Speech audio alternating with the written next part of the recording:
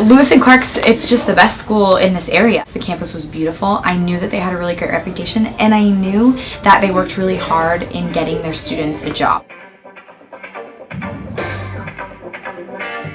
Education isn't like many other professions where you get to practice all the time and then go in and do it. You just kind of get to do it. With internships, it really allows our people to get a real sense of what it's like to be in a modern school. During that first year, I dedicated myself to the fullest. I started out at a middle school, and then my second semester was at an alternative high school. Throughout that entire first year, I also did my practicum, which was my student teaching experience, and that was at an elementary level.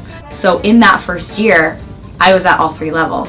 Having Kim as an intern was a great opportunity for us. When you're that good and that skilled, you're in demand and people want you. I love sitting and watching her work one-on-one with kids because she just has such a good way of connecting with kids. I think I said to her like the first or second week, you've got kids telling you things that in most cases it would take them months to get to that point. My biggest concern was we would lose her, and I think our district saw that that talent as well. They made it so she could stay with us by adding this additional piece that's open. I was hired through my last year in graduate school as a part-time school counselor. Next year, I will be in two buildings. I will be in this school, in the high school, and I will also be in the middle school. I will still perform the duties as a school counselor. For my extra duties, as far as, what am I going to be involved in? What kind of programs am I going to be running? What kind of groups am I going to have? I really want to focus on getting our high school students to mentor our middle school students. I think it was so easy in the beginning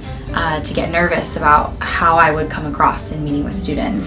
If sharing personal stories would be too much, if building those relationships needed to start so far back.